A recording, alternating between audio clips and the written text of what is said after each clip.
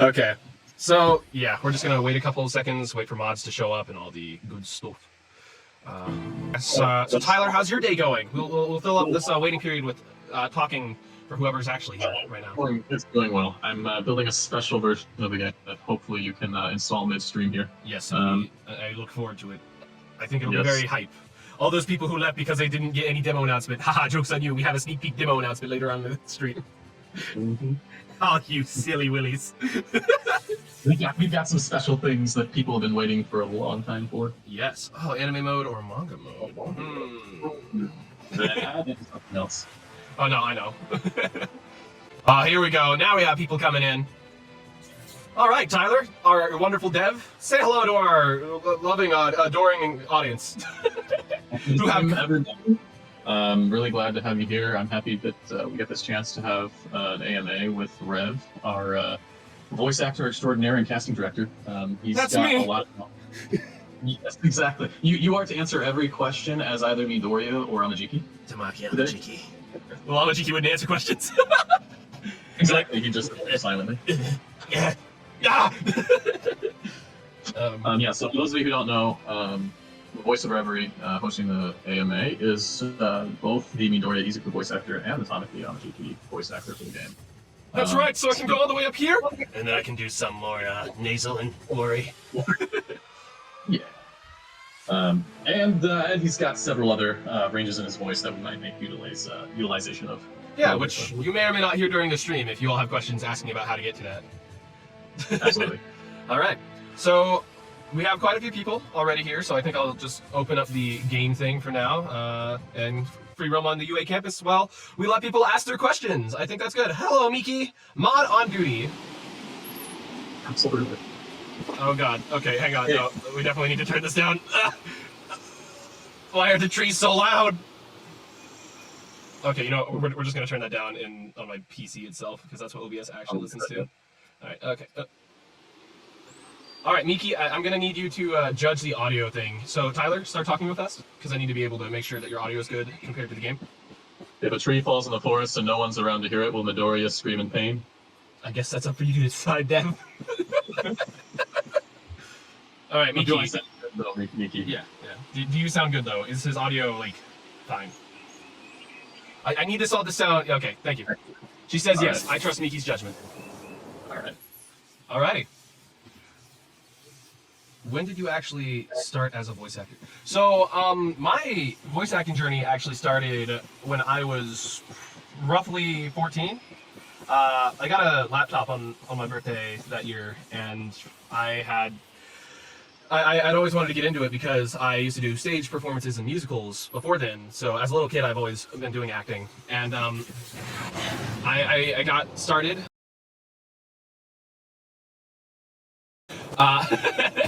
And ever since then, I have always loved the art form. I started doing more anime stuff like Deku with his whole like screaming assets and full Cowl screams and whatnot. About 2 years after when I started really getting practicing into that, which we will talk about screaming properly, because if you don't, you'll end up like a poor teenager version of me who lost his voice for a week. I see a question about adding other languages to the game, specifically Spanish.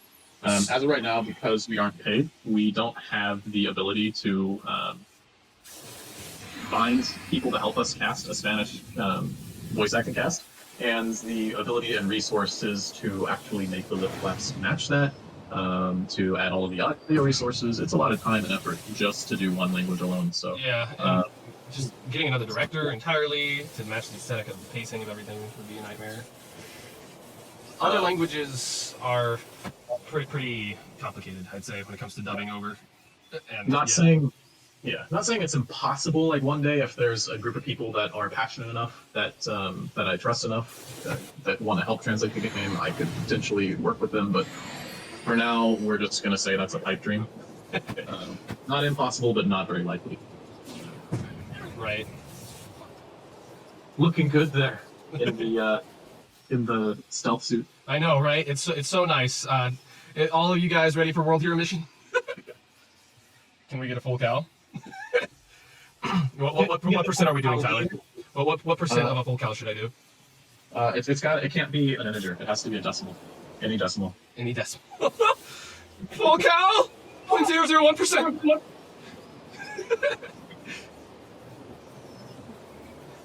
Okay, what is this? I want to know more about Rhodey's soul.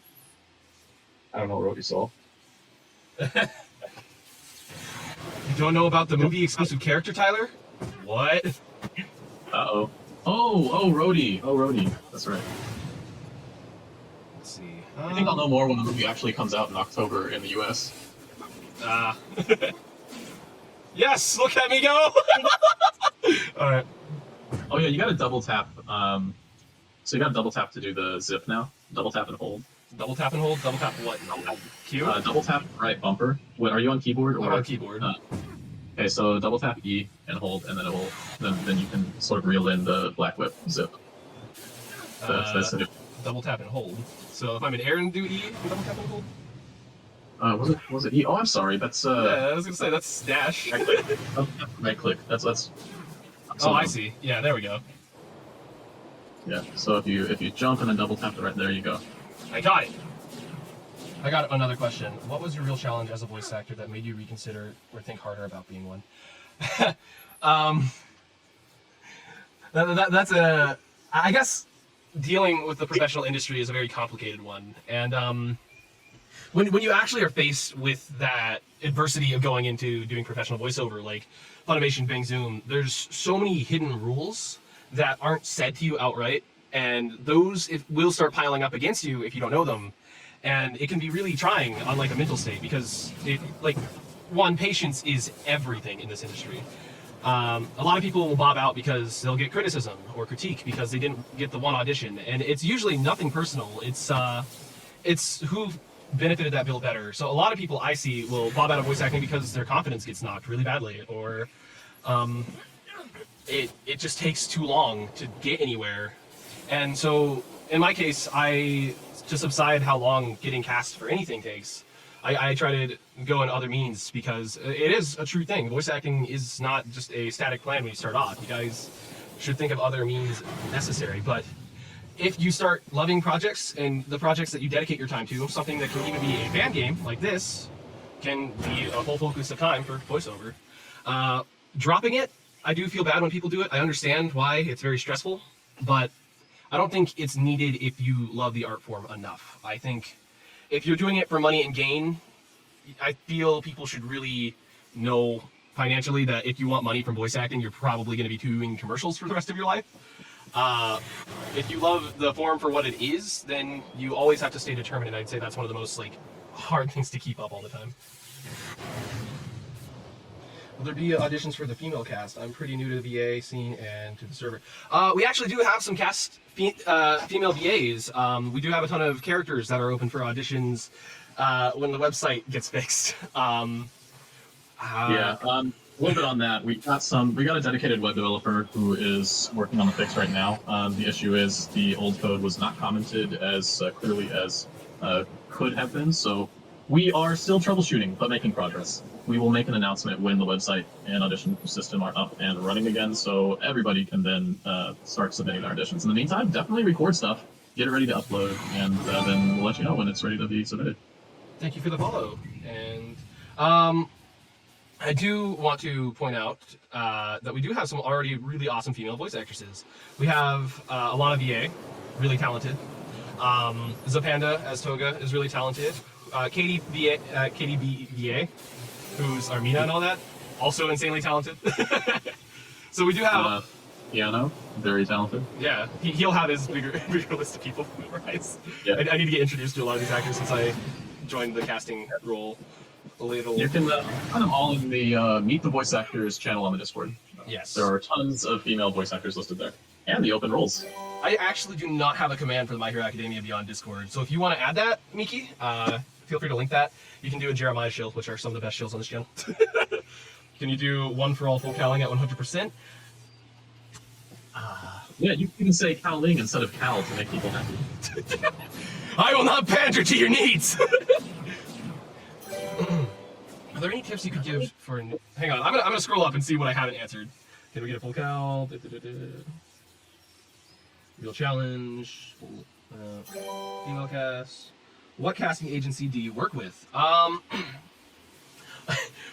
If you're talking about the game, me, myself, and I am the casting agency. and Pork Chop and Tyler. If you're talking about in general what casting agencies I work with, I am free agent right now. I do not have the time to pursue agencies. And the hard thing about agents in general is it's either you're suggested by someone who has an agent and you've made it far enough for that to happen, or an agent has heard your work and the agency will hunt you down. That sounds ominous. An agent will try to contact you because they want to represent you. A lot of the time, if you reach out to agencies, it will take forever if they do not deem you good enough, or even if they do, it may take months for them to contact you back. Here's a good one. The question about tips for new voice actors and aspiring voice actors. All right, Clinker. So tips for new voice actors. Learn two things voice-wise. That when you are a voice actor, you kind of have to throw a lot of inhibition out the door, because a lot of people will be very, very nervous about what they're doing in a household setting. Like, say you're a teenager and you're recording with your parents, and you're like, and your parents are like coming to your room like, what are you doing? A lot of parents, I've learned over time, have been very understanding of it as long as you have a good setup. Like a place where you can record and you're not scaring everyone in the house 24/7. Another thing with the subside of embarrassment is it kind of tags along with this. Get used to hearing your voice. It is, I know that sounds very simple. A lot of people don't understand how much you'll have to do it, and a lot of people who are getting into voiceover get really embarrassed because they're like, why does my voice sound like that? I didn't think he sounded like that. And one thing that I feel rides above everything else is properly learn diaphragmatic breathing, which is a trick to breathe from your chest. So when you inhale and exhale, you feel your lungs fill up. If you centralize that in your chest, you can stockpile on air, which will allow you to deliver lines more clearly, and it makes editing stuff for auditions when you're new so much easier because there's less stuff to clean up in the audio because you're not inhaling every 5 seconds when you're doing that. So if you can practice diaphragmatic breathing when you start off, you're going to be a lot more golden than people who are even like neutral or moderate in voiceover, because a lot of people still don't figure out that that's something that's needed.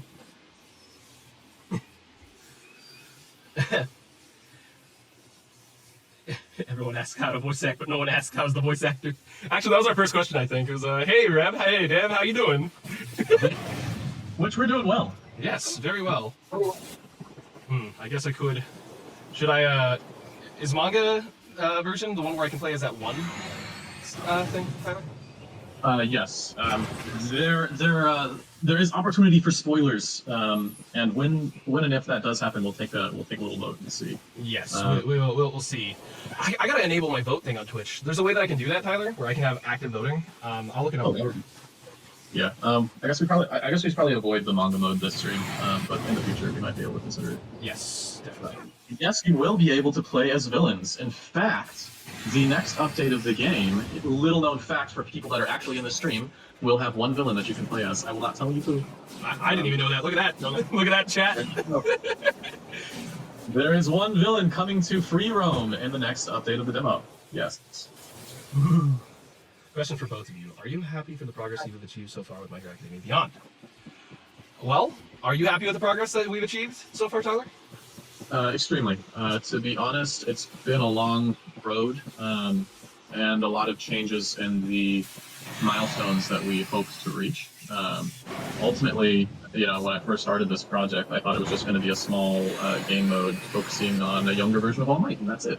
And then a bunch of people said, hey, like what you're doing, let's give you help. And that's when people that are awesome, like Reverie here, actually joined the project and made it possible to do more. So you can thank them for expanding the scope of the project and making the vision what it is today. The fact that we even released a demo is huge, and that it's this well received without anything like combat or any quests or anything like that. Loving that people actually like it that much, and I can't wait to see what people think when we actually add features like that. Although we clearly have... For me? I'm happy with how the voice of Midoriya has aged, I have to be honest. Like, yeah. when I joined this project, the audio that I was providing, I felt very self-conscious about. And then in our little hiatus, I figured out how to do better on that. And then on top of that, I'm very happy with the serious line deliveries that we have later on. That will be very interesting to Yes, absolutely. Yes, the game will have a story mode. Yes. Let's see. We haven't had any interaction directly with the license owners, publishers, or creators of My Hero. Probably because that would be a conflict of interest if they notice that we exist and don't do anything about it. Because we don't have a license right now. Which is why we can't sell this. So. No Steam for all you people who keep asking. Stop! It'd be great if one day we find a way to get one. But for now, that's not in the realm of possibility just yet. Don't drink milk before. Oh, hang on. Is VA like singing where you have to not eat certain things before? Do not eat a greasy pizza before voice acting. Don't. There are so many things that you should not eat. Oh yes, let me take a spoonful of peanut butter and then go to the booth. Like, as long as your voice is smooth and clear, you can eat things that accompany that. Soups? Heck yeah. I always have a bowl of soup before I do a whole recording session with anyone, or I drink tea or something like that, because I've done like eat a burger and then go voice acting, and it's such a pain to do. Let's see. I see a question about how we avoid copyright. We are in a very sticky area. It's a gray area. Companies like Nintendo would look at a game like this if it was their IP, like say a Mario remake, and they'd be like, cease and desist. And that happens to a lot of fan games in the Nintendo universe. Fortunately, for games that are owned by Viz Media, Bandai, things like that, so we're talking like Attack on Titan fan games, for example, Dragon Ball fan games, you don't see them get cease and desist, really. So we're in a quasi-safe area as long as we don't make a profit. But I gotta knock on wood just in case. Hang on, I got it too. There we go. There we go.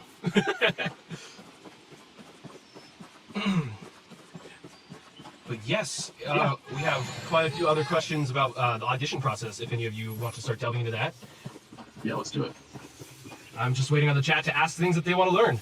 Heck, I can even do specific characters if you want to know how you can be interested in, like how we can be interested in those characters. Let's talk about the process preparing your voice for delivering lines, especially if it's something that's outside of your range. So, all right. So, typically when I'll do the whole process. I'll start at the very beginning. So, if I'm ever handed an audition, I will look at the character if I'm allowed that option, or I'm giving a description.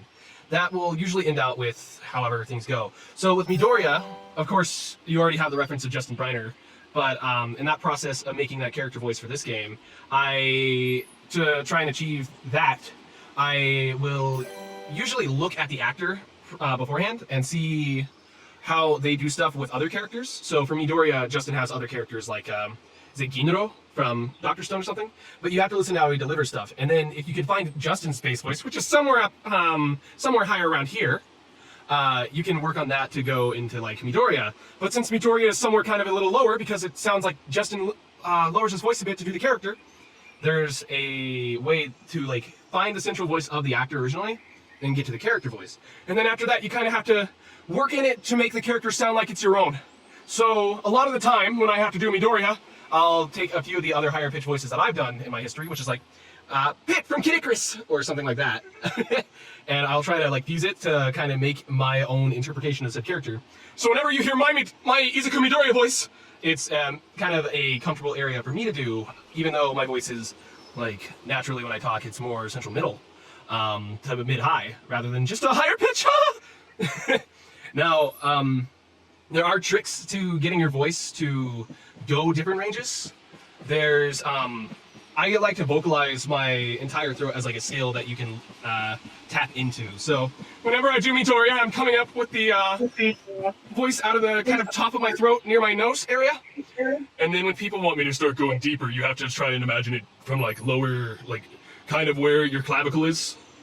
Do you push more from the diaphragm that way too, or? I do not. I speak from the lower back of my throat, just where it cuts off from like the neck, and that's where, as far as I will go. So yes, personally for me, It's funny because if you compare it to Midoriya, who focuses parts of his body to charge up his superpower, I imagine where my voice is coming from my throat, and I'll play it like that. How do you? I got a good question that I think is along the lines of several questions that I've seen. How do you get back into the voice that you're aiming for and stay there? Like how do you fix it if you're straying? How do you know what you sound like? So personally, for me, if it's an audio that someone liked particularly, I will cheat and go listen to my audio, but there are other assets to getting into something like that. Like, I do a lot of impersonations of other characters, and I cannot for the life of me naturally just make my voice do that easily. So you have to have a kind of like hook line. For my Midoriya, for me to always get back onto what I like to call the zero voice for the game, I'll always quote what I said in the audition, which was, "We live in a superhuman society." And that will put me back in the Midoriya voice if I need to, if I can't get into it that day. A lot of the time I can kind of do it when I see what lines I have to do, and then if I have to do mouth noises, it puts me back on track.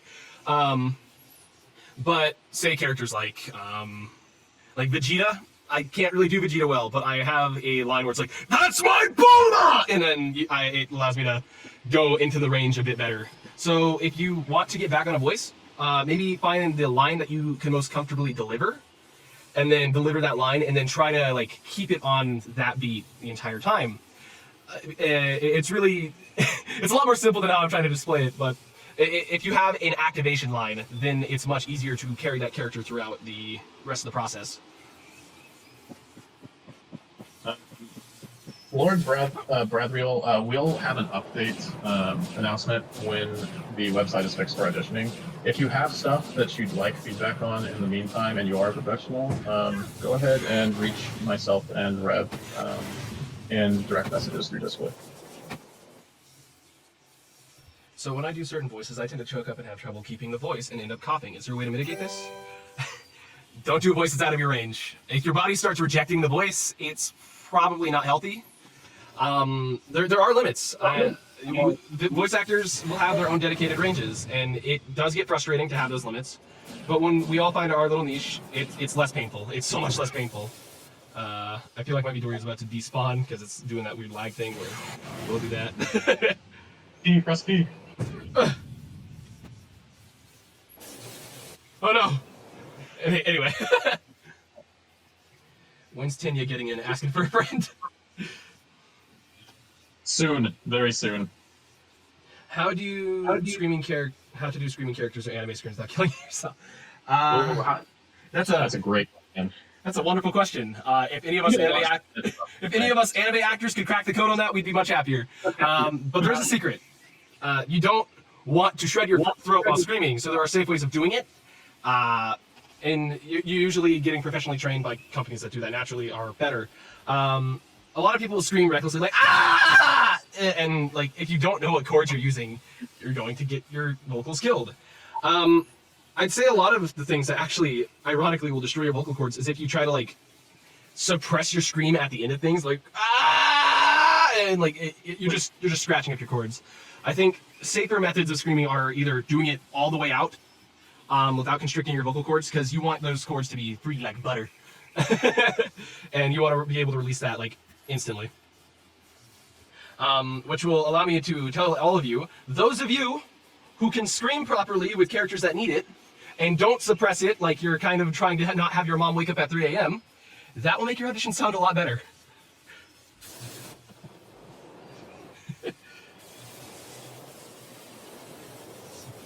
But the secret is trying to keep your throat open and not screaming hard. And screaming in character voices is a little complicated. Like if I scream, I'm like, "Ah!" But if I have to do Midoriya, I'm like, "Ah!" So it's a whole leveling out where your throat will be most comfortable and less cautiously screamed at. I don't know if this has been asked yet, but can you give a number on the amount of new characters that will be in the next update? That is not on me. That is you, Tyler. 2. 2 is the number. What is your go-to warm-up? So for me, I'll go through the vowels of the alphabet, like the sound of the letters, and that will allow me to speak a lot more clearly. So I'll go like ah ah ah ah ba ba ba ba ka ka ka ka da da da, and so on and so forth. Another thing that I'll do is if I can't get a line out that's like a super long monologue, because I've done a lot of those in my 8-year time frame of voiceover, I will do tongue twisters until I feel comfortable with reading a super long monologue in a single take. Like, one of my go-tos is, Betty bought a bit of butter, but the butter bought was bitter, so Betty bought a bit of better butter. Sally sells seashells down by the seashore. And stuff like that. Like, get your tongue ready to say it a lot, as well as your throat for warming up. So it's definitely... I wouldn't say it's like a vocal warm-up like singing for musicals and stuff, or like, ma ma ma ma ma ma ha. It's definitely more focused on trying to talk.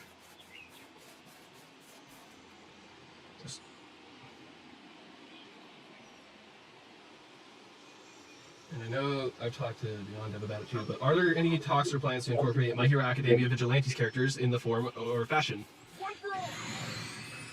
The more I read the Vigilante manga, the more Vigilante manga. My Hero Academia Vigilante.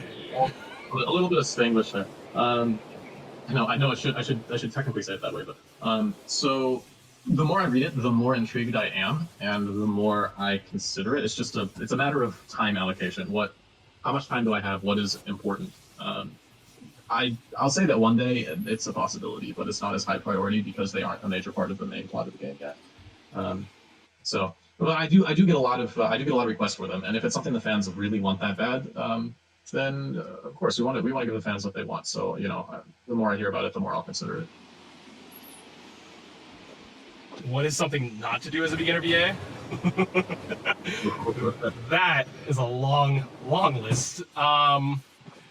Do not go begging for roles from companies. Do not go begging for roles in general. Just try to do your best. Don't over-spam emails or anything like that. It's not a typical 9-to-5 job. Usually, if you want to be noticed in voiceover, you're going to have to put in one thing, and if you don't have it within a month, then you're good to go. Don't do it every other week. Let's see.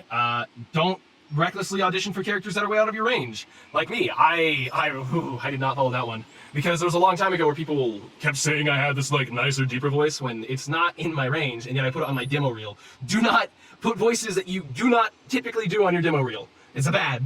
Very, very bad. Your demo reel is supposed to show what you're capable of as an actor in a way of performance, not in a way of vocal skill. So, a long time ago, I got cast as this major villain, and they wanted me to do a voice that was like this for like the whole project. I couldn't do it. I had to leave by episode 3 because it was too much on my throat to the point where I wouldn't have a voice for 2-3 days after I did that character, and it's not beneficial.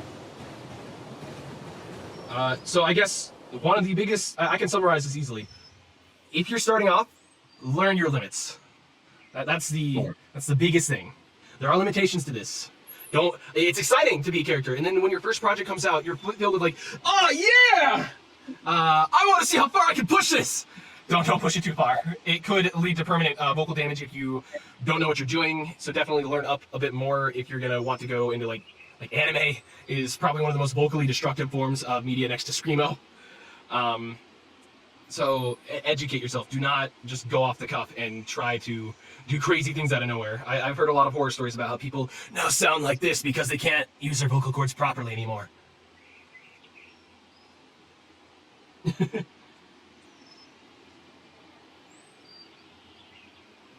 This has probably been answered already, but looking at all the characters you have listed for VAs, what is the scope and goal of the fan game? Ah, you see the large cast list. Haha. Yeah. That is actually answered on our website under frequently asked questions, but I'll say it here for everybody to hear. Sometimes it's better to hear it than to read it. So I'm literally just going to go on to the frequently asked questions page of the game and kind of read what's there. If my connection will allow it. It might not allow it.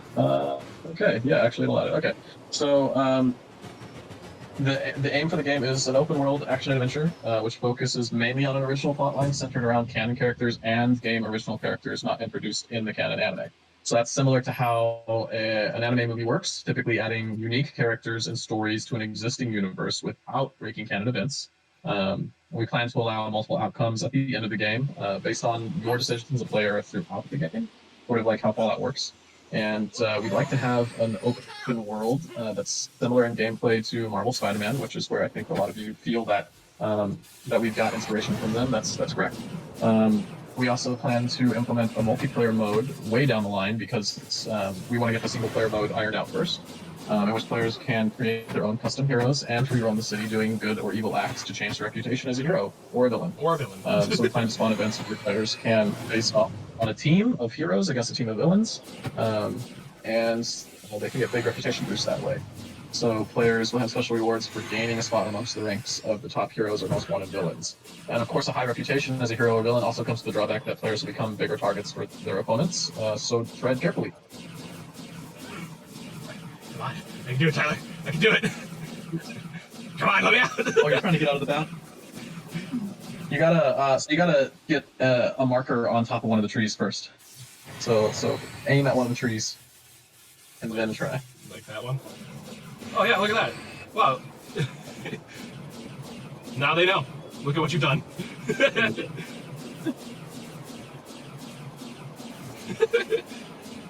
Is the goal to have players create their own custom heroes? You kind of already answered that. What was the feeling when you got casted it? Ooh. So my history with Midoriya in this project has been, it's an interesting one. So when I put in my audition, I had to wait a good few months before I even became Midoriya, but I got Amajiki in the meantime, so I was pretty happy about that because I'm like, yes, I'm one of the big three now. I'm super shy. But as soon as I got told the like notification that I was cast as Midoriya, it was just, I was super hyped. I'm like, I'm gonna do my best to be the best Midoriya for this project. And then after the demo came out, I'm like, I need to work even harder. I've been really lazy with audio editing. I need to do better now.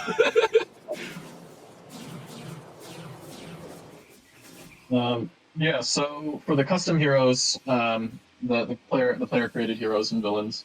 The goal is to have a selection of quirks and attributes that you can essentially earn yourself by defining your traits as physically and as a person. So there'll be a small quiz that doesn't totally I guess it partially contributes to the quirk that you will get. In addition to the physical traits that you customize your character to have, if that makes sense. So once you do your physical customization, then there's a quiz that that basically selects a quirk that fits your physical appearance to some extent. Because remember, it's not like JoJo. Your personality type don't decide your quirk. It's your genetics. Mm-hmm. Is there any other characters you plan to steal from us, Rev? I'm just teasing, but is there anyone else you'd like to voice, or is Deku filling up your palette? At the moment, I do not have any characters that are on the website specification that I see me auditioning for. I mean, I jokingly will go like, yeah, man, I'll go for Hawks, or something like that. I just don't see many characters that I could get away with also voicing Midoriya. Because that character has such a rooted like base of my own voice, it's like whenever I do Midoriya, it's just me with a higher pitched intonation. So if I'm voicing another character later on, and then I kind of go like ah, and then like the scream sounds similar, I'm a little like ah. We all know who that's Midoriya. That's the point. And especially if it's a character that has to interact with Midoriya in any way, as Midoriya being the main character, that's difficult. I mean, I have no doubt in my mind that I can make Amajiki sound very different. That's because Aaron and Justin have very different bass voices. Me looking for Easter eggs. We'll probably have to go deeper in the city. They're towards the edges of the city, typically, if you just go around the edge. Well, I mean, I know an easy to find one. Yeah. But, that's already promoting where we are. I know. But how meta would it be if I went to find it? Anyway, when you talk about making a character your own, how far can you go with that before you feel as if the character's no longer... If you feel like your voice is no longer representative of that character, if you're like looking at, say, Sue, where the whole voice thing comes from like the nasal and kind of monotone and stuff like that, if you start doing a voice that sounds like this and it starts coming from Sue, it's like, are you feeling this character?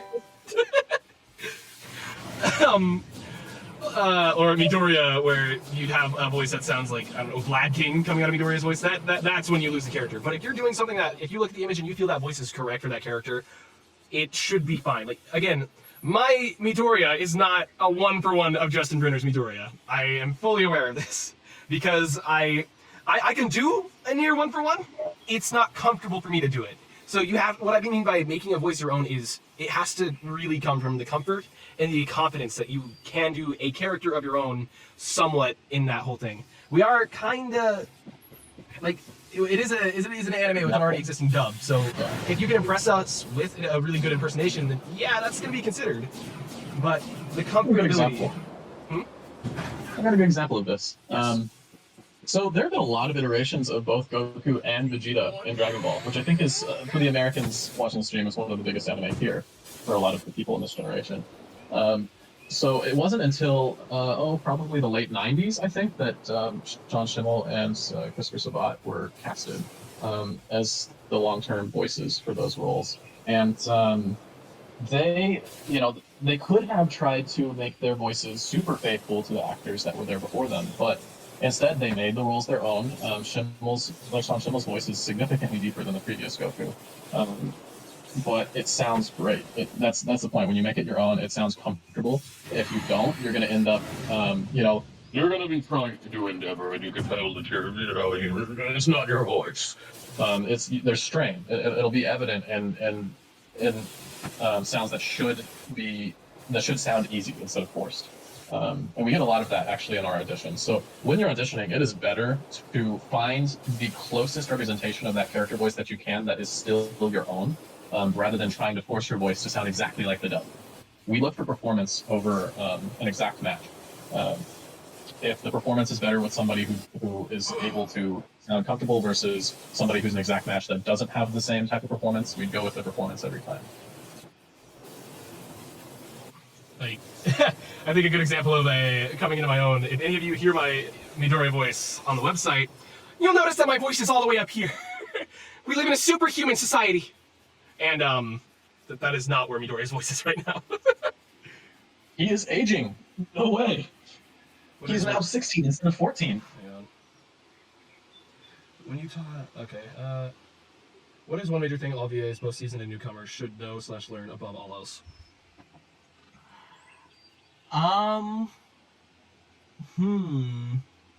Scheduling is really important. If you want to get very particular about that, I feel like a lot of people don't know how to balance their life versus their voice acting. Like, you'll see a lot of voice actors that are super busy online. That's all they have time for when they're not working their 9 to 5. So finding that balance is very healthy, or else you're gonna just hate it. Not everybody's your friend. As a matter of fact, in voiceover, a lot of people you're competing against. A lot of new voice actors and old voice actors seem to play this really, really friendly side. But they're people too. They have their niches and friend groups. It's played up a bit because, yeah, we worked on the same project together, but I have no idea who you are. You are. A lot of newer and older voice actors kind of fall into this thing like, yeah, we're both voice actors, right?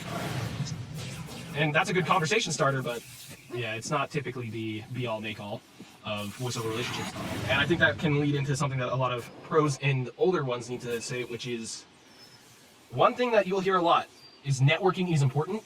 Yes, it is. Actors are not the people that you should be networking with. It is agents are probably where you actually want to start looking.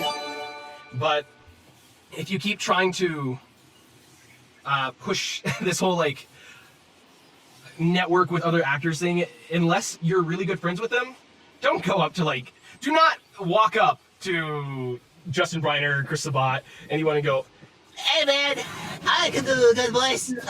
Let's have you cast me in this show, please. That is a very big way to get you not looked at greatly. X-listed. Okay, here's a good question. Asking again, what's the worst role you've done in terms of the way you felt doing the voice of a character, and the best feeling character you've ever voiced? Best feeling and worst feeling. The best character that I actually enjoyed doing over the years was a character for a game that isn't going to see the light of day, which makes me really sad. His name was Zeke, and he was a old noble who became a bandit because of a thing that had happened with him and his old ragtag friend. And Zeke was one of the main cast of the game, and he was this kind of know-it-all, like, smug guy. And I was cast for that role, and I loved the character so much just because of all the things they made me do for him. He's like kind of your average, like, haha, yeah. But deep down, he's like, oh, I gotta get serious. The village is in danger. Like, he's everyone's man, and it was one of those few characters where I got to play the fine balance of, haha, I'm cute and adorable, and I gotta get serious now. Most exhausting character? I've had a few. Like that one where I had to do the super deep voice was exhausting. I've done my fan dubs. I've done characters that I thought were pretty cringe to impersonate. Anytime anyone asks me to do a super deep voice, I'm like, are you sure? I feel like there's better people for this. Like, there was a comic dub. Oh, hey, look, there's an Easter egg. There was a comic dub I did, and they wanted me to do Ganondorf, and it was like, Ganondorf. The evil, crotchety, old Gerudo, who's big. It is not a runaway, it is a Miki way. Miki is mod extraordinaire.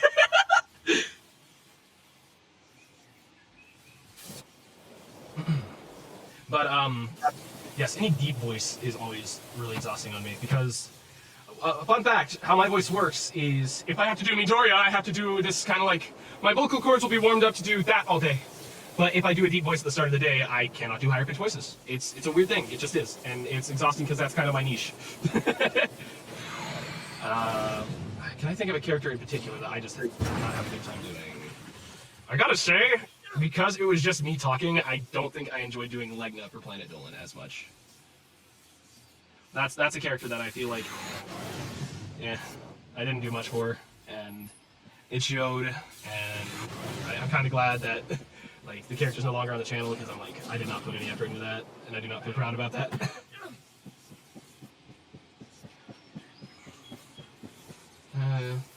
The top thing you don't recommend to aspiring VAs: stop buying snowballs. Stop doing it. Why do you all keep buying blue snowballs? They are like $30 cheaper than a Yeti. Get a Yeti. Oh my god. Like you can do soundproofing. Make sure it's got an XLR. That's my best advice. XLRs have a much larger, when you use an audio interface, they have a much larger analog to digital converter, which is less susceptible to electrical and audio noise. And that makes your audio much, much better than a USB mic. I love this one. This is one of my favorite Easter eggs. Okay. Best microphone for beginning VAs. If you want my honest opinion, if you can fork out the like $300 plus for the Rode, get the Rode. That thing is the best cheap XLR mic that you can get. Like after that, it's jumping you to 600 to 1,000. So Rode NT1A it will last you so long. Mine has lasted me forever, and it is a perfectly portable microphone that you can do anything with, pretty much, it feels. And you don't even need to do complicated things with it. It is just a really, really good condenser mic. What model Rode are you speaking of? The NT1? Yeah, NT1A. NT1A. Which the 1A is just the anniversary edition of the T1. But that's the one that they most often sell. Hey, you found me. Thanks for the bits, Jeremiah. It's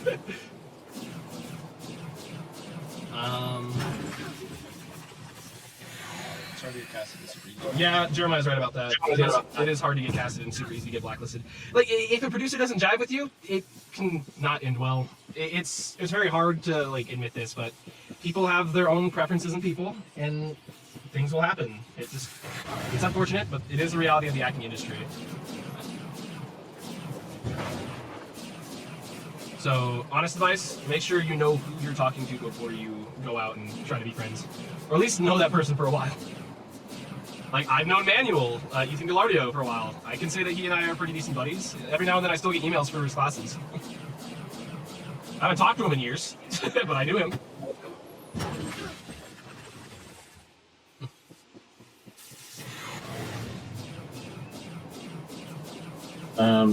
Yeah, so in story mode, you'll be able to play as specific characters at specific times. Every mission will be playable by every character. but there will be missions that are playable by multiple characters, and there will be missions that are playable by only certain characters.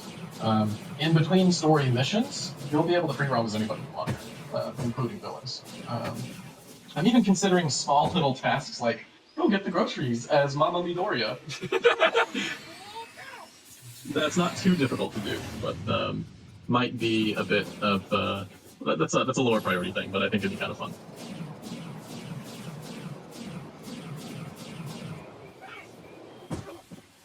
What would you say is the thing you need more in the team right now in terms of VAs, 3D modeling, or artists? Like, what do you need more help with? Honestly, there's so much to 3D model. I'd say that's the largest priority right now. Voice acting, we actually have a lot of talent. I think that between voice acting and 2D artists, I would say 2D artists are still a higher priority, but not too far trailed by voice actors. They're all things that we need, and anybody who has skill in any of these areas should certainly reach out with their portfolio. This building is not okay. I have no idea what's happening to that. What in the world? It's clearly glowing out the light. Yeah, I was right. What? Oh, hey, I can go inside it. I can go inside the building. But how? That I've never seen this sort of. Wow, this is a fun glitch. Huh. The corner of the building. Well, that was interesting. Is it tied to this? I think it's tied to full cowl. Yeah, the light. Yeah. Full cowl. That is interesting. It also sticks out like a sore thumb in this cityscape. Yeah. And then it became a creepypasta and the Deku fell into the back rooms. How does one get their very own green building? First, you gotta go get some green paint. Or you have to be as good as me at breaking video games unintentionally. Wait, can I go into the front door? Or is it just that one? No, it's every one of them. Two of them. There are two of them that you can enter. Or two types of buildings. Let's see. How will the skill tree work? I got curious after seeing it in the controls. Yeah, so the skill tree is going to be different for every character. So that's why that's one reason why every single character takes a long time to develop. You'll see things like after completing specific missions, you'll be able to unlock higher percentages of one for all full cowl. Or you'll be able to now do a special move like the AP shot for Bakugo, things like that. Or you can now use the grappling hooks as Ochako because, you know, 5th season she got awesome grappling hooks, which is awesome. So. You just want to clip me explain. All right. I know the reason for this, and I know a lot of people know this, but I want this in the record so people stop asking and I can just send them this clip. Why do you say full cowl instead of full cowling? So, I say full cowl because of what the Japanese version of Midoriya says, which is one furalu full cowlu. And the reason why they say full cowling in the dub, at least I'd like to think this is the reason, is because of lip flaps, and that they had to match up with DEKU'S 3-syllable flap of full cowlu rather than anything else. Because Justin will say, one for all full cowling! And it has to fit that third flap. I'd like to think that. Everyone thinks it's cowl like an engine cowling, which is what the action is called. I always thought the term cowl was referencing how he's covering his body with the power, like a cowl. So I say full cowl, but that's me. Do the Japanese subs translate to full cowl or full cowling? I see a lot of the fan subs doing cowl. I don't know if the dub, I mean the sub from like Funimation or Viz says cowling. Yeah. But I've seen in the manga him saying full cowl before any iteration, so I'm like, that's why I say full cowl. I would be very curious to know that. I'm heading the wrong way. Have you drank water today? Drink some water. Just kidding. Don't mind me. I didn't turn off hydration. I just made it impossible for you to all get it. Technically, hydration button is still there, but unless you all have a million points. Have any inspirations? Do you have any inspirations in the voice acting community, or are you your own inspiration? Inspirations for voice acting? No, I have some inspirations. I scream the way I do because of Adam Howden, Like I let it all, like I try to scream as powerful as I can, just because I really admire Adam Howden's performance. Let's see. I really love the concept of voice acting because of Todd Haberkorn. Because one of my first dubs that I acknowledged like voice acting in for voice actors was Sergeant Frog, and Whenever I heard Todd Haberkorn try to do Sarge, it was like that sounds like a lot of fun, and that looks like a lot of fun. And then watching shonen animes after that, like I'm all fired up. Like all of Todd Haberkorn's performances as a kid to me were just super cool to me. Like I loved like that moment of just his two variations for those characters.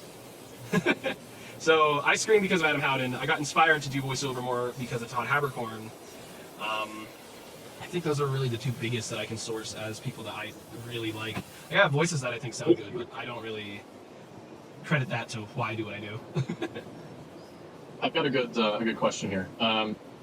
What is the most common, or what are some of the most common problems you see in submitted auditions that people should focus on solving themselves before submitting?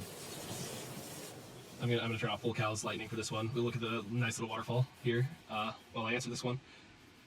Turn off your fan, please. We know it's hot in the summer. I know it's hot in the summer. It does get in your audio, and we do notice. On top of that, using noise reduction in Audacity or any program is not a be-all fix-all. Do not just click noise reduction and go through all your audio. That will scuff your audio really badly. In auditioning, do not add sound effects. We want to hear your base audio for what it is and how well your voice is. We can edit stuff. We know we can. We know you can. Just do not do it, please.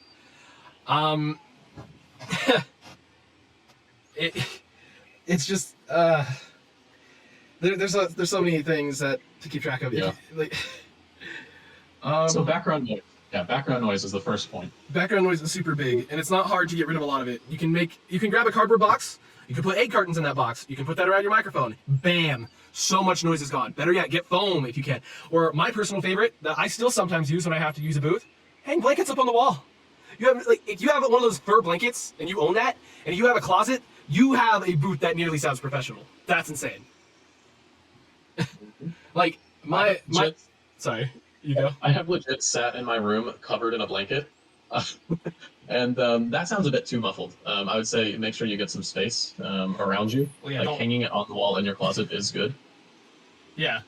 I mean, in my booth right now, I have soundproof paneling, and then I have blankets like muffled, like closing off any like weak areas, just because it makes it sound better. Like I did soundproof panels in this one thing, it didn't get rid of some noise issues, so I'm like, blankets, man. Yeah. Another thing that I tend to see in auditions that needs attention, that it detracts from the overall quality of the audition, is performance. I say that performance is way more important than trying to make your voice sound like somebody. Yes. So really listen to the intention behind the lines, and if you're listening to the source dub, like how the English actor delivers it, maybe also listen to how the Japanese actor delivers that same line, because the Japanese actor has absolutely no restrictions on lip flaps. They can do whatever the heck they want, and that's why you see the best acting performances in the Japanese dubs. Actually, they don't have to you've got 2 seconds to say this this really long thing. Actually, Tyler, fun fact about Japanese voice acting: they do have to go with lip flaps, but since it's in their own language, it's not as much of a worry. Really? Most Japanese studios animate before they voice. That's very interesting. I would have never expected that. Another Yeah. interesting thing about My Heroes anime during season 2 is they had been so behind that the Japanese actors had to do their voicing off of storyboards rather than the animatics that they usually use. Wow. Well, no, it was animatics rather than animation, and so it was all like choppy and whatnot. Well, in any case, the point still stands. It is easier for the Japanese actors to match because the lip flaps were designed for the Japanese wording. I actually think. Sorry. So ultimately, on the website, on your auditions, focus on performance. Don't focus on trying to make it match exactly what the pros are doing in their dubs. If you have some creative ideas for how to actually get the point across of what that actor is trying to say with that line in a way that's even more effective in the dub, go for it. That is what impresses us most and probably gives you the edge over other submitted auditions. Yeah. And again, I'm going to touch up on that performance thing because I'm going to use an example here. I have heard so many Endeavor auditions, and as of right now, I have not heard something that I would consider impressive because the performance of Endeavor is not caught. It's cool if you have a deep voice and you do these, but if you cannot own that energy of what the character is, and Endeavor season 2, super egotistical, like kind of jerk.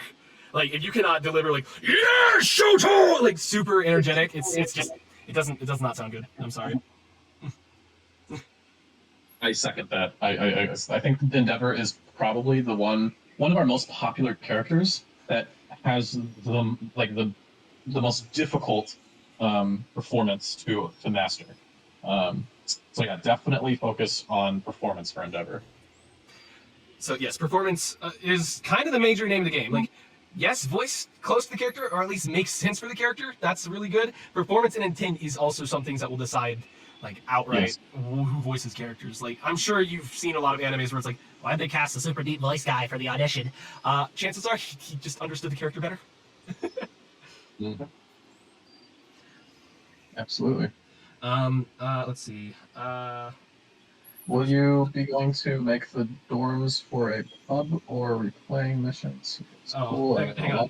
Do you mind if I answer this question real fast? Yeah, go for it. It's a question that's what's your favorite feature in the game so far? And I gotta be honest, it's my favorite feature in the game so far. It's a pretty unique feature, a really nice feature. Gotta be honest. It's pretty cool.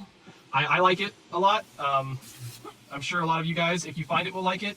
But my favorite feature in the game is this. Man, that was Plus Ultra.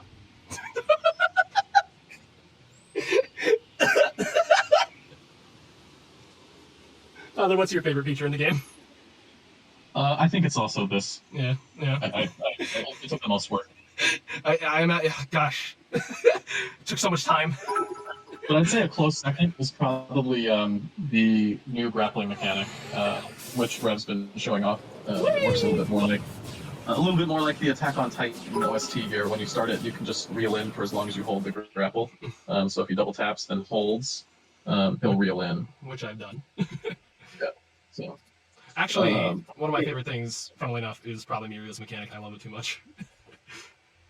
Thank you. That's. Or Mirio's game. Just a lot with Mirio I enjoy about this game, like feature-wise. Oh, I think it'll be great. I'm working on a real dash for Mirio.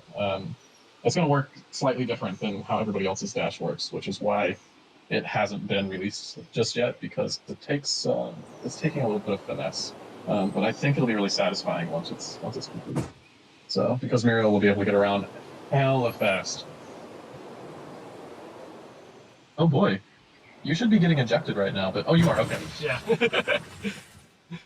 I ran out of air on the way down, and it kept taking the physics of me going down, so that's what happened, I noticed. I see. Gotcha. But yes, when you mentioned the dash thing to me a while ago in a private call, I was really hyped to see how that goes. Yeah, hoping that that doesn't become too much. Mirio is pretty OP in the first place. Let's just say, like his quirk sucks, but in terms of trying to learn. But after mastering it, he can get around really fast. I would say, I'm not sure if he rivals All Might, but he's not too far off in terms of getting from one place to another in the blink of an eye, because matter doesn't want to overlap when he deactivates his quirk. So that's the kind of feeling I want to give, like when he was fighting all of Class 1A.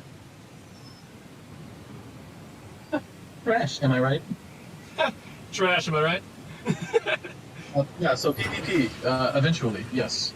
I might be able to do something local PvP in the short term, but long-term goal is to have hosted sessions, sort of like it works for Halo, to do multiplayer.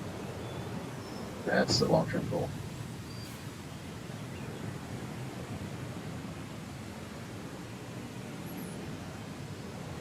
Yeah, Mirio was a very difficult character to program. The game is not built really to, like, you can turn on no clip, right? No clip is a thing, but it's not really built to detect. Okay, you're clipping inside of this object that isn't enclosed. So one of the first things is actually this arch right here, like to know whether or not you're under the open part of the arch or the enclosed part of the arch where he is right now, because it's not a convex object, it's concave. Believe it or not, that's really difficult to pull off. So I had to come up with a hacky solution where I just basically look above his head and I see how many surfaces there are, like how many times you interlap with the surface. Oh, hey, that's impressive. That's really using your head there, Muriel.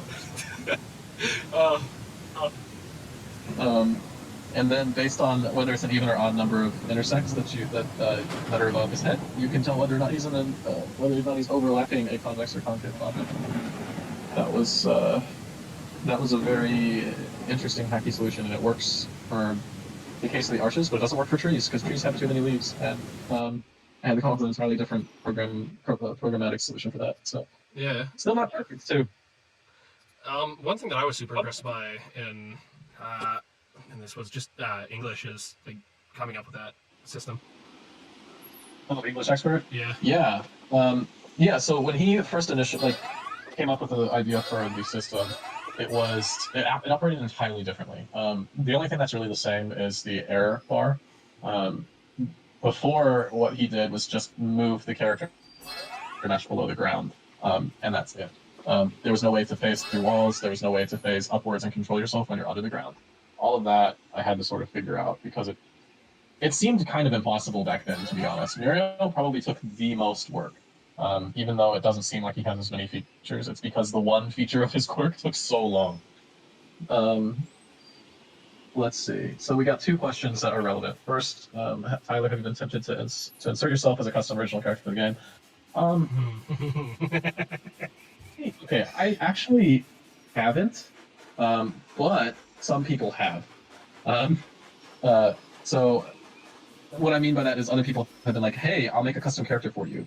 And ultimately, for the manga, that's kind of going on right now, which is great. Don't get me wrong, but I don't really want to insert myself as a custom character. No, not really. There he goes. Yeah. Goodbye, Deku. No. There goes. Yeah, Uraraka can now make people like other characters float. Rev, how easy is it for you to get into character? Does it depend on who you're voicing? I think he answered one kind of like that before. But, Well, see, the thing is, as long as I'm given a gist, it's pretty easy to get into character. Like, quick, Tyler, give me a character right now! Let's say Sonic the Hedgehog. God damn it. Which generation Sonic? We talking Ryan Drummond, Jason Griffith, Roger Craig Smith? Your favorite. Just go with any of them. Wow! I'm gonna make fun of Eggman because it makes sense. Baldy McNose hair. That's not my favorite. That's just the easiest for me to get into. Jason Griffith is my favorite because he's serious Sonic. But Roger has this like weird aesthetic of being like a cool uncle, and he's just like, yeah, Tails. Yeah. Could you do an interpretation of Peter Parker's Sonic comment? also just has very cheesy line delivery, which is fun. What? Groveling in remorse? This is new, Eggman. Oh yeah! Spider-Man-esque. Exactly. No, I'm doing Jason Griffith, which again, he's my favorite Sonic. I miss him so much. You've really got it done it this time, Eggman. There he goes. Oh, God. There he is. Anyone remember the werehog? Could you do an interpretation of Oh my what God. Spider-Man would do? He just keeps going. Hell yeah. Alright, I've got a version, Shocker! a special, No, I've sorry. got a special version of the game uploading to Google Drive right now that Rev can hopefully install live. It's just going to be a matter of my internet connection upload speed, so we'll see exactly what the estimate says here in just a second. I got it. Yeah. Let me do the thing, please. It's like Q, and then there's a tutorial here. G, and then F. Just keep the quirk modifier held, and then press the attack button on an object, which is left click to select it. and then press F to make it float. Okay, so click F. All right. So while the quirk modifier G is held. Got it. I do like how she reaches out, but I remember when it was like an issue. Well, that's much easier to understand. Hardcore, anybody? And now you can go and like hold the quirk modifier and click other objects, and they'll start floating too. So when we have collision, would that car have just gone through the building? Oh, wait, what? Oh, it hit the building really fast. I'm like, if we had collision, like building breaking, would that car break it?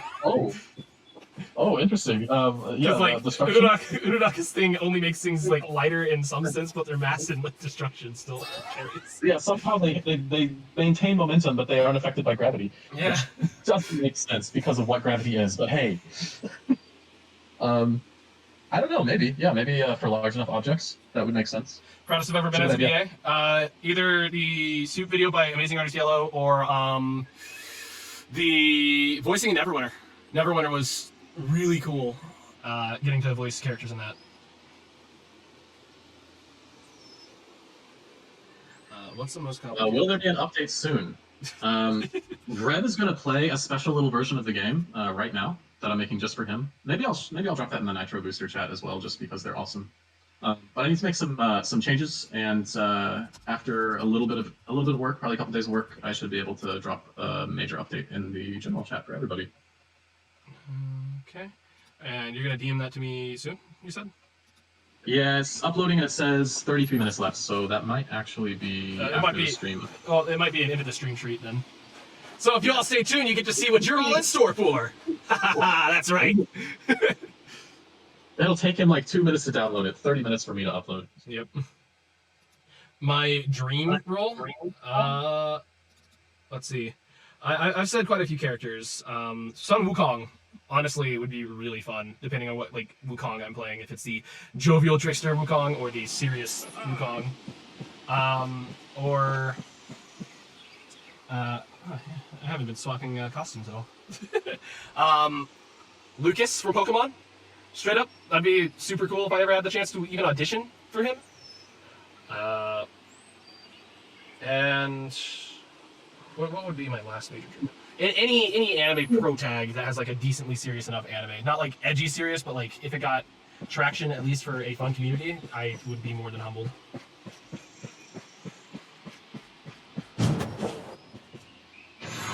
I'm doing a quick test run right now in the special build of the game, so I'm worried that there might be bugs. Psyching myself out. Superhero landing.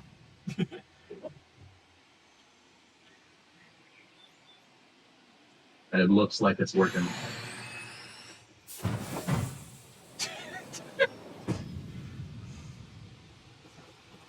No, you can do it. That would work. Come on, Small Mite, you got this.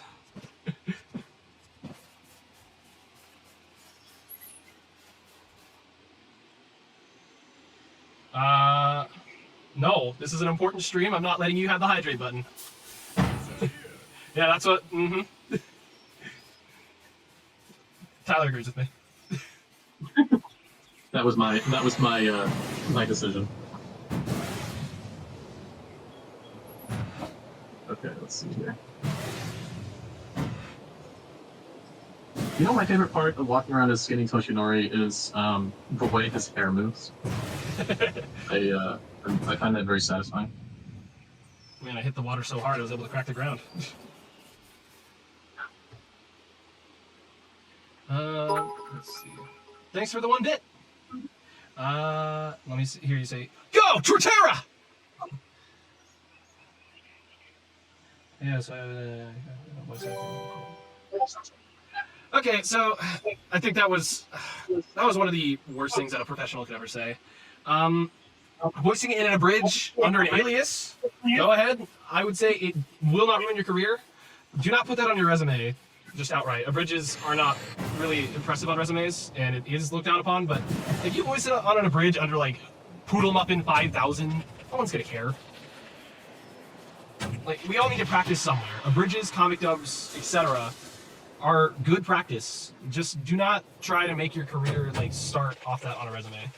And I think that whole drama from last year that made it seem like that wasn't an okay thing. A lot of professionals that are in the industry started from there.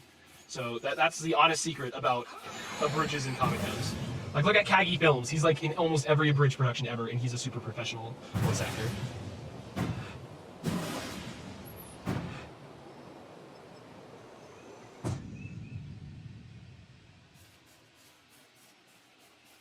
Let's see.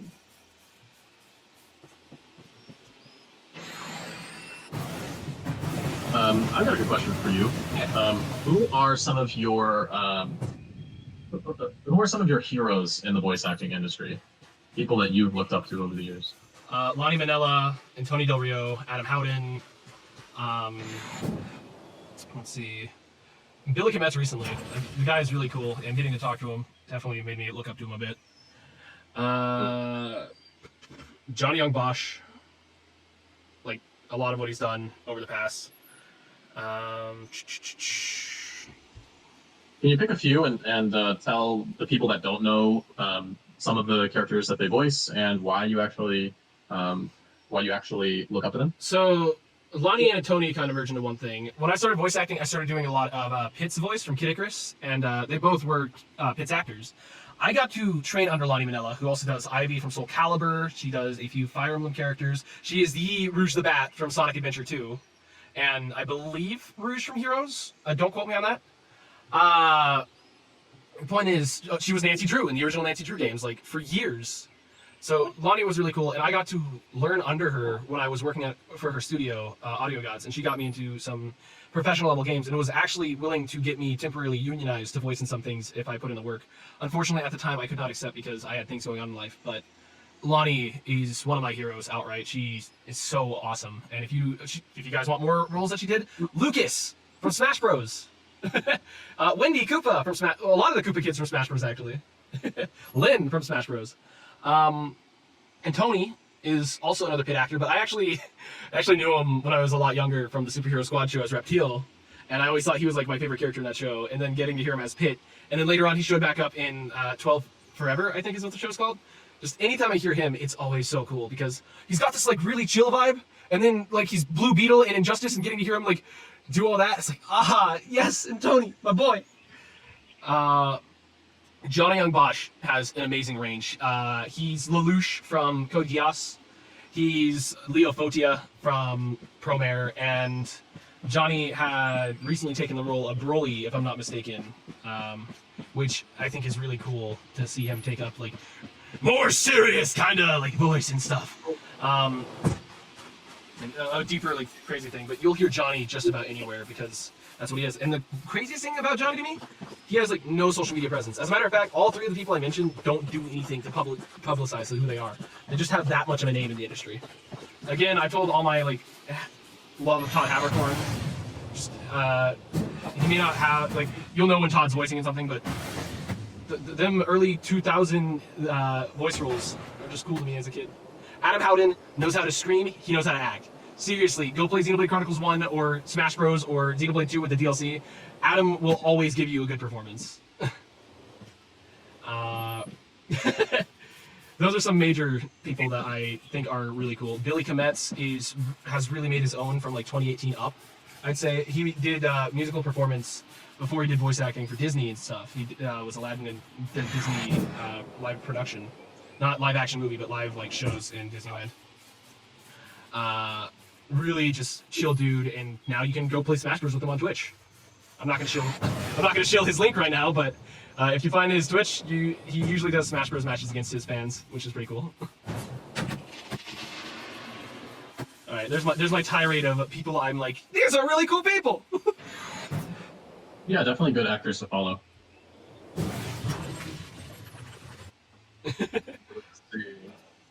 Tips about getting into the professional VA scene. Where do you even start? Start building your foundation. Like, start looking for original projects rather than fan dubs on Buford Casting Call Club. Start looking for original like minor animations. Like if there's a YouTuber out there who's kind of smaller, but they make any form of like animation, you're like, this is cool. Maybe send out a like email, go like, I really like your work and I'd like to help you. I'm a voice actor. you have to start small before you go big, unless you know someone big already. And I mean, that sounds like jaded advice, but if you have that foundation and then you submit like a demo reel, or heck, if you're good enough and you know how to make a demo reel already and that demo reel sounds godly, I would say ask a studio like, hey, what is your casting email? Am I allowed to submit this? Like, be very professional about it. I mean, I am talking with VAing Zoom right now because of just a simple question of, hey, how do I get in? Or something like that. It's one of the most weirdly simple, complex things. Like, you will have luck. Luck is your deciding factor in that. And your skill will bring that luck a little further, but you have to get noticed first. So build something up that people will want to see. Like a visual reel of your past works that could be animations or video games or something that you've voiced in over the years. And then professionally, they'll look at it and go like, this person voiced in some indies or stuff like this, but they did a really good job. Maybe we'll consider them.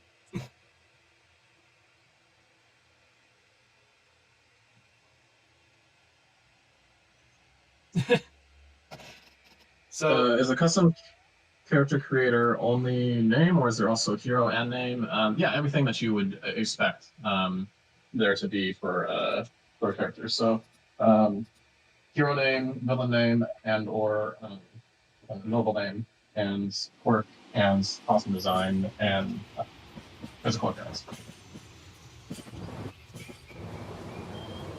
What's the hardest character to cast so far for the game right now, aside from Endeavor, due to the difficulty it may have and things that you look for in that specific character?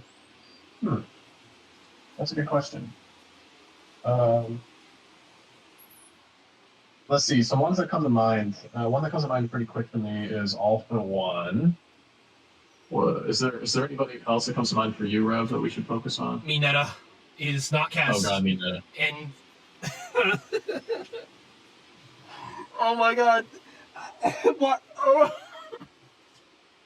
That character puts me into a stint. I'm not gonna lie. Mineta is so frustrating as the casting director to listen to because we'll have occasionally good auditions, and I get to listen to 12 or 13-year-olds talk about how cool Sue's boobs are. All right.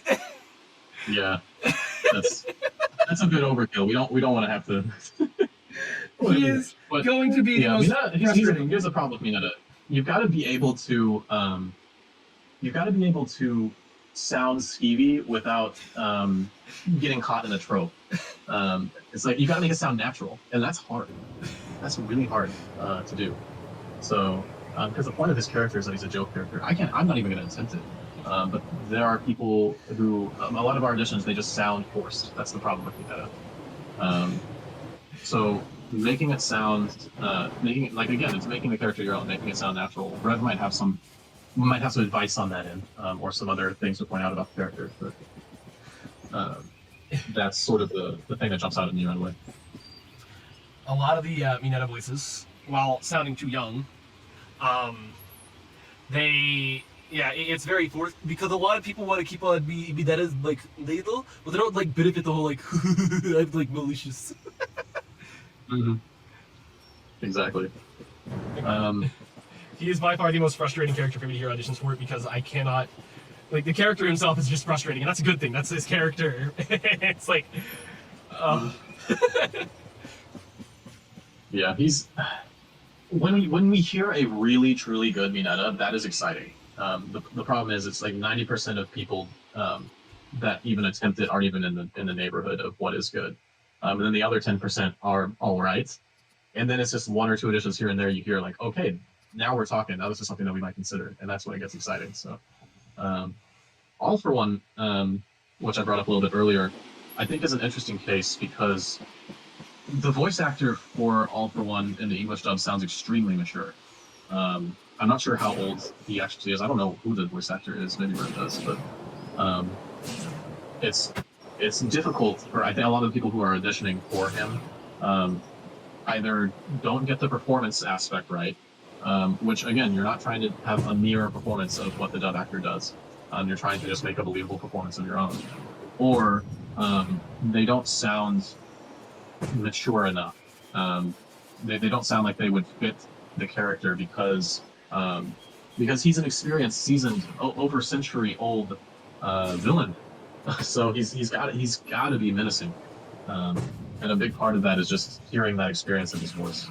So, I think that one thing that I've been interested to hear is somebody who can take the Japanese inspiration for the Japanese delivery and somehow apply that to the English dub. I would love to hear somebody actually nail that, but that's a difficult thing to do, I would say. So, yeah, just it's going to take some work with All for One for sure. Let's see how this upload is doing. Okay, 16 minutes left. It's ahead of schedule. Oh, nice. Mm-hmm.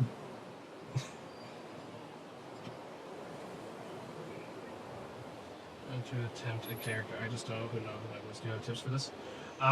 Take a reference from what you sound. Try to gauge what age your voice range could fall into for characters. That's really the thing I would suggest. Like, if you look at a character and you're like, I could probably do this, then chances are you can attempt to fit the bill of that character voice. Right, I've got a good question. How does a typical recording session go for you? How do you try to do it? And what can voice actors expect when they're working with their casting agencies or directors or companies who are having them record? Okay, so this is dependent on if you're doing anything alone or with someone. If you're with someone, you can have multiple different types of directors who want things. There are the super nitpicky directors, which just try to listen to them to the most that you can. It can be very socially exhausting to do, but they have a vision, and if you can help them attain that vision, your performance may be pretty key there. There's directors where you can pitch ideas to from what you think the voice could sound like. And working with those directors, there's a lot of creative liberty, there's a lot of collaboration, and the setting for that is more so, I'd say, you'd want to start the bill with moving forward, because collaboration can be pretty hectic if you don't go in a specific direction.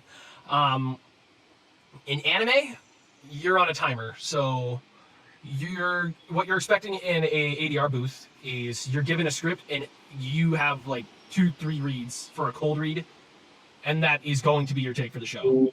It is super there and then. You don't have many chances to take liberty with it, which is why a lot of anime will sound stiff, because the actor has only so many chances to do. In a super professional setting, you have a limited amount of takes and time that you can do, so it's just best to listen to your director as best as you can. You can take creative liberties, absolutely, but sometimes taking notes of what your director is trying to explain is the best and fastest way to handle that. If you're doing stuff alone, you can nitpick and finesse everything you want to the greatest extent as long as you hit your deadline. Don't be too harsh on yourself. Because now you're your own director, and you are your worst critic.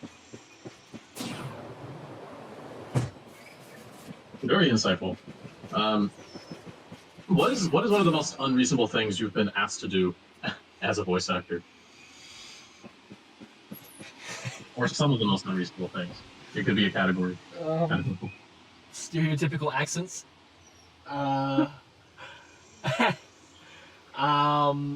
Going in a range that is literally impossible for me. Certain dialogue that was not established in Audition that is very uncomfortable if you're not ready for it. Those are like my biggest 3.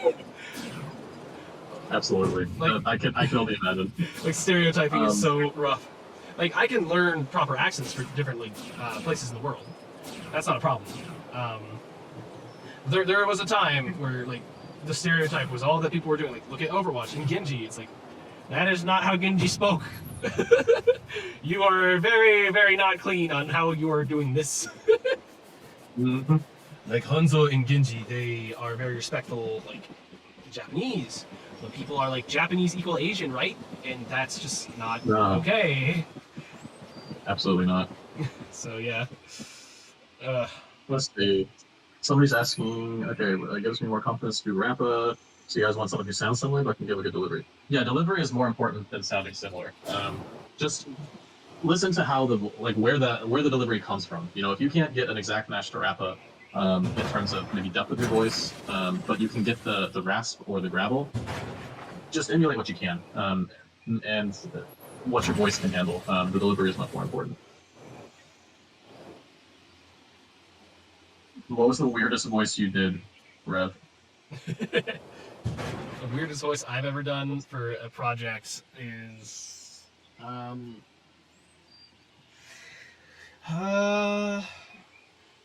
me think. Like, no, Planet Dolan. There were so many weird things that channel did, dude. Like, they'd give me a line, I'd record it, and I'd see that line in context and like, what the fuck? Yep.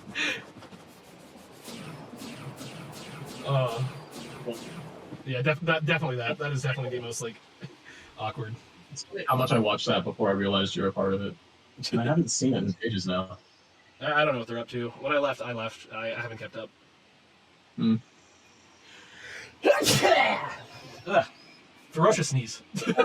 Yes, the Noumu, if you look on the website, do have audition slots open. There are very few auditions that are any good. I prefer Nuclears the most so far. Yeah, Nuclear does a really good. If you look at Nuclear Motion's Noumu auditions, he knows how to really do a full voiced Noumu. So that'd be a good place to gather inspiration. A lot of people, it comes from their head or they're inhaling, and it sounds forced. Whereas yeah, exactly. Like that just people are emulating the sounds of the creatures from I Am Legend, and they're not doing it right. People are like, no. I'm not even gonna attempt to do it myself because I have a crap mic for one, and second, I'm not any good at it. But Nuclear really knows how to do it. So listen to his auditions on the website, and if you're looking for inspiration on what sort of quality you should aim for. That was rough. Midoriya just kind of sounded like he got full throttled. Okay. He kept hitting the ground, and I just kept hearing. Poor guy. It's crazy because the Midoriya lines that people hear in the game are like from a year and a half ago. It's always jarring to hear that. Oh yeah. We've got more lines coming in future builds of the game. We've got several recorded. It's just a matter of getting them in. Yes, indeed. We've had some good recording sessions, Rev and I, recently. Yes, very interesting ones. You may see the rewards of our efforts, the fruits of our labors. That's what I'm trying to say. Right.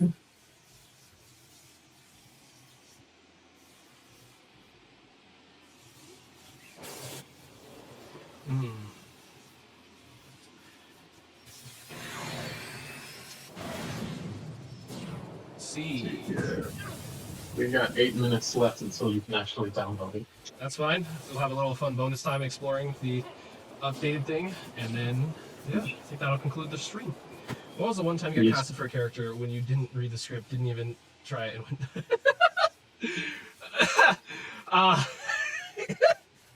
went that happens a bit more often than you'd think, and it's just you kind of roll with it after a while, but there are definitely some things where you're like, okay, I'll just go meh with this. Like, I'll do a voice that sounds like this, and then bam, you're stuck with that voice for like 2 weeks. I'm like, no.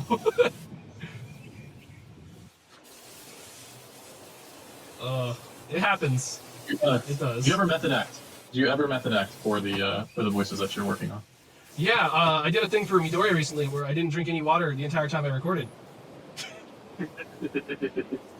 Tyler actually breaks my fingers and legs whenever I have to do like Midoriya pain shouts from One for All stuff. It's got to be authentic. Yeah. I was actually crippled when I had to do Johnny Joestar for Project SBR. They shot my spine genuinely. I am The amount of stem cell technology you've had to benefit from is astounding. Yes, honestly, it's a marvel of what modern technology can do. No, the website is not fixed yet. There will be an announcement. It's in the process.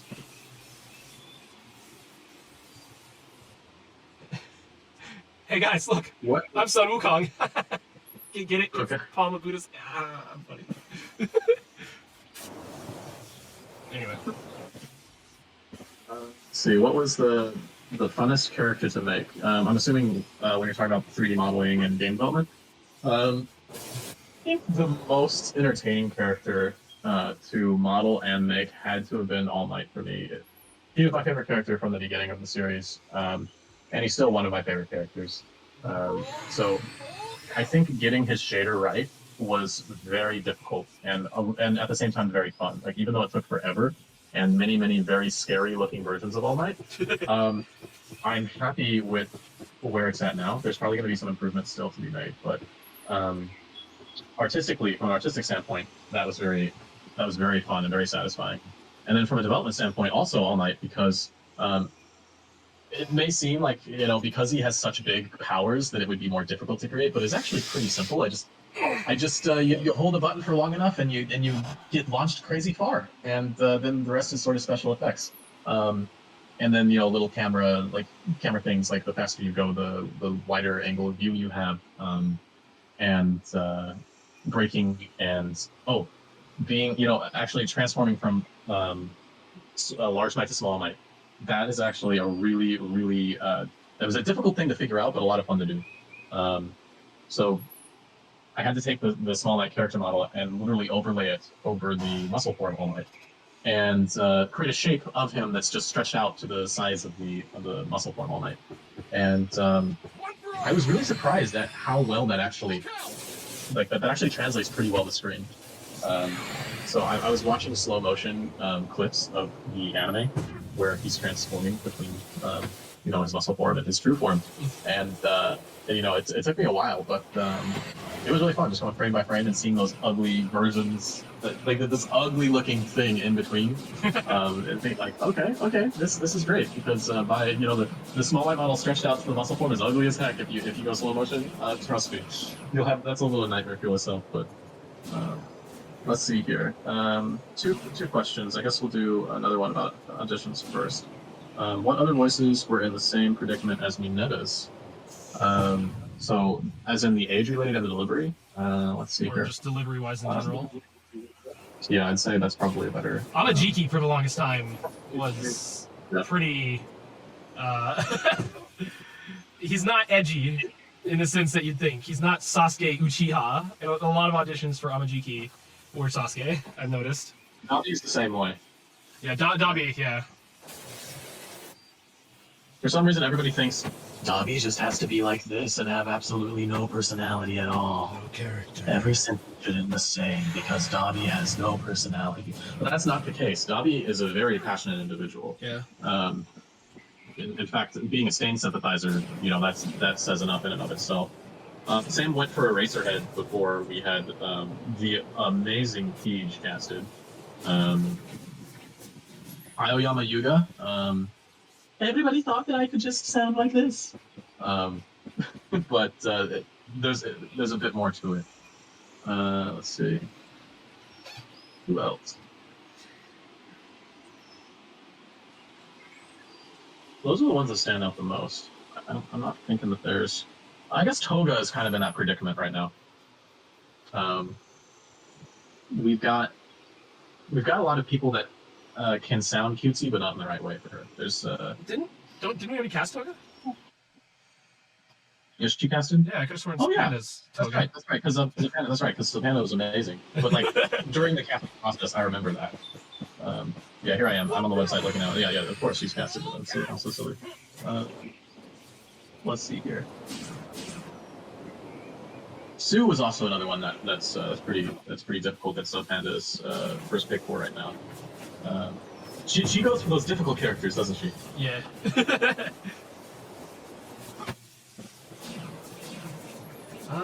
I'm excited to see what people do for Vernon. Vernon is a new one that's listed on the website. Yeah. One more minute to that Okay. download, Tyler? Less than 1 minute left. I knew exactly. it. I knew it. Look at this. We're so in sync. I'm not even sharing my screen. Oh, I see that you turned off the action first-person mode thing. Yeah. I decided to make it so that now you don't get thrown out of first person. I'm gonna have to do some things so that Midoriya's hair doesn't clip into the screen and stuff like that. But yeah, I thought it'd be more fun to be able to actually do things in first person. Like, See, Black Whip looks pretty good in first person, doesn't it? yeah. I imagine swinging is around the city could be pretty cathartic for a lot of people. Like when the city is added, just swinging in a cityscape with either Deku or Sarah when he comes out, or Kamui. All right, I am going to go ahead and paste the updated demo link into Nitro chat. Oh, Nitro. Ooh. All right, here we go. I'm gonna go grab that. All right, chat. You'll get to see something cool here in a second.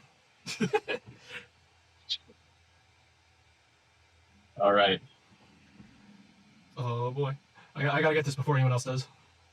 I can't fight that traffic.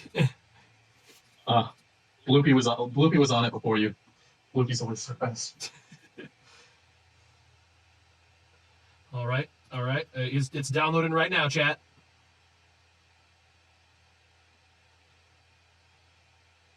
I guess I'll close out the older version. Y'all can sit with the black screen for a bit. Here, I'll put something in the meantime. What is something you like hearing the most when listening to an audition? When a character is actually like played and not just a voice is always good. Clean audio. It's very, very clear when audio is not clean. So if someone has a good like sense of how to make their audio clean, I'm like, huh, what? It's just small stuff like that. Like if you can put your detail into a character and make that character sound like a person, that's the biggest one. If they sound like a person, it's good. Something that I really like hearing is a unique performance that is captivating. I like hearing somebody really pour their heart and soul into a line, particularly when it comes to like every audition. We ask for like video game character noises and anime noises. Yes. And when somebody can really deliver those with heart, it stands out. So yeah, that's something I really like hearing. Both Loopy. I remember my audition just That was really fun though. Well, I love that the specification from you guys is maybe don't sound like you're in a life or death situation. Yeah.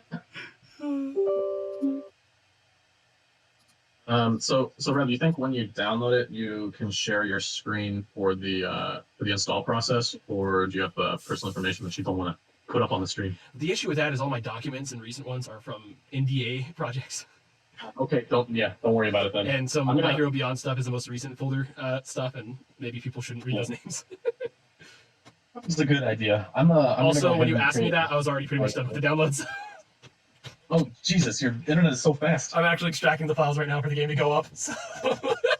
That's crazy. What in the world? Yeah, so I'm actually surprised. I added 2 new smaller maps to the game, and the compressed file size was actually smaller than the last build. So I don't know how. Why did compression work that way? It should not work that way. It's breaking my mind right now. So it is almost done. We're halfway with the installing process.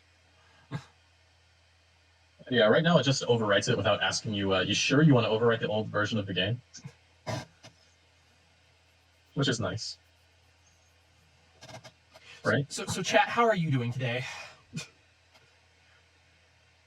You've been asking us so many questions. Tyler, why don't we ask the chat a few questions? Are there any characters you guys plan on auditioning for soon? Yeah, that's a good question. Thank you. I try. I'd like to think that I'm a professional asker. I know I heard somebody out there saying they're interested in auditioning for Rappa, so Uraraka. that's gonna be interesting.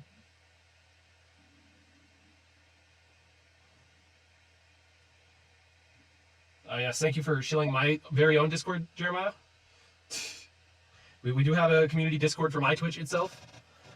Jeremiah always comes up with quips about it. It's pretty funny. Audition for Rappa. Kachan is no longer on the table. I'm sorry. Yes, we have we got an awesome voice actor, Rexifer. Kachan. If you make me listen to an audition for the meme, I'm gonna call you Jamie 2.0. Oh god. We for those of you who don't know who Jamie is, Jamie submitted auditions for almost every character that are out of this world. Yeah, and what I mean you're not gonna. He's really hard to contest against. Like, he's kind of a god amongst men when it comes to voice acting. I'm sorry. He literally sounds like an alien. Yeah. That's kind of neat. What softwares do you use for 3D modeling? Blender 3D. Believe it or not, I've been using Blender since 3.5 years ago now, and I sucked until probably a year and a half, 2 years ago. And I would say Blender, while it's not the best at animation, I think Maya is the king of animating for games. I'd say Blender is a better rigging tool and a better modeling tool, or at least comparable with Maya. But definitely when it comes to rigging, one specific example I have is if you make a character rig and you want to go back and change it later after you've attached the character to the rig, that's really hard to do. Moment of truth, Tyler. Yeah. Oh, hey, we're loading in. Jesus, that downloaded fast and installed fast. All right. So we got some new locations to explore. All right, is this not the right version? Did I not do it right? Go check out the back side of the school. I guess that's the easiest way to tell. Oh no, it is. Oh yeah. Look at it. It's nice. He got finished with making the dorms. Wait a minute. Does that mean that one line doesn't really make sense? Oh. Huh. Yeah. Oh well. If he's still on the map somewhere, I mean, one of them will make sense, right? Yeah. I'll have to put somewhere actually. I think I'll do that. Pour some in toss. Nice. So I guess that does mean I can go into the thing now, right? Well, yeah, you can't go inside these, but you can go inside the one place. Yeah, I know the one place. So you guys are seeing this firsthand, right after the update came out. That's right, all you My Hero Academia Beyond Let's Players on YouTube. I'm looking at you. I'm the first one who got this on tape. Oh yeah. Oh, Shinso and Yoshindo. Hell yeah. We definitely want to hear more auditions for that. Oh, you know what, Jeremiah, you asked that question a long time ago. I wouldn't mind auditioning for Shinso. How sad to find a bunch of egomaniacs. So that's the big thing for this upcoming update is you will be able to explore the inside of UA. Yeah, look at these views. It's And- very pretty. You can see the ocean. Uh-oh. No, I got you. Tyler! Oh no, I was wondering if that would happen. You don't have to respawn. You might not even be able to respawn properly. No, I'll go beyond. Plus Ultra! Can you? Oh, I know one way to get out of it. If you can point zip somewhere, you can get out of it. If you can get the aiming icon on I'm anything. trying to. Hang on. Maybe it'll be easier in first person. Come on. Live bug troubleshooting. It's always me, isn't it, Tyler? No. You might have to just quit and reload. That sucks. Well, No, do not cool, touch you the found glass. Pointed out something that I can fix. Well, you can touch the glass basically anywhere but there. I have found actually. I had that bug myself too. I don't know why that is yet, but I'm gonna have to figure it out for sure. Oh, that was funny. Of course, the first thing that you do is break it. Nothing is sacred when I'm around. Oh no, it's Professor Building. The evil indoor villain. Enemy of all heroes. Windows. Like that's Windows 10. interesting. You mean? If you change your costume outside and then go back in, because you're spawning in, it changes your costume back to what it was. Yes, I'm gonna have to create a variable carryover. So if you go left, you can go to class 1A. Whoa, look at that. I wonder who we'll find in here. What?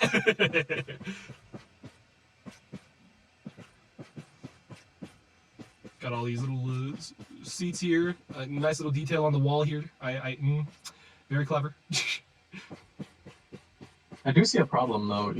There should be a message popping up telling you what buttons to press when you open the doors, which is not appearing for you. Yeah. I mean, it appeared when I went into the UA building, so like right before I went into UA, the red text showed up. Not entirely working yet. Oh yeah, the door opening thing is named Midoriya stance for Blackwood. I should probably record something that has to do with Blackwood later on. Oh, that's a good point. I wonder how far I can take it this time! One for all. Full window.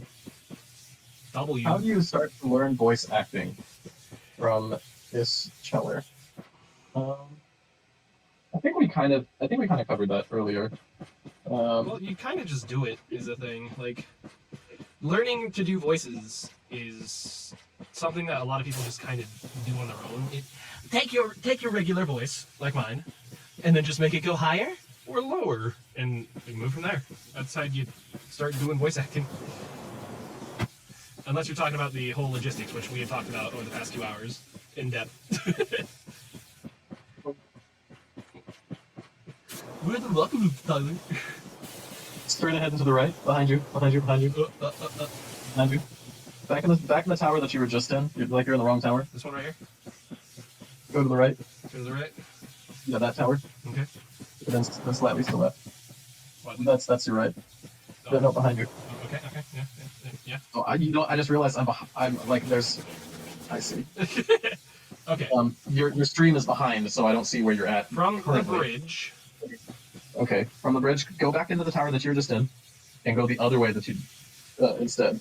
So I'm just gonna here, Yes, and and then then not the way that you're going. take a left. Yes. Ah, is this it? Yes, this is it. Little slice of life for you, chat. There we go. Should I show them your hidden Easter egg? You can. That's fine. Which way is it? When you go in. Feel like you're not gonna find it. Feel like you're not gonna find it. It is in this area, though, right? Yeah. Hmm. It's got to be in a wall that's facing the right way. A wall that's facing the right way, you say? Well, let's see. If that's the M door and the F door was facing this way, then the only way optionally here would be right here.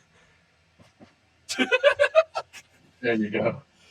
I still think the Easter egg where like the earphone jack just goes into the character's eye and they're like blinded for a second would be great. Yes. Oh god. All right. Well, there's your little preview of the school walk-around area for your slice of life fun chat. It was a pleasure talking to you all and getting to answer your questions about voice acting, and I'm sure Tyler had fun with the dev questions that you always answer. Absolutely. I enjoy it, and I always welcome questions, though I may not always have the ability or time to answer them. I try to read and answer as many as I can.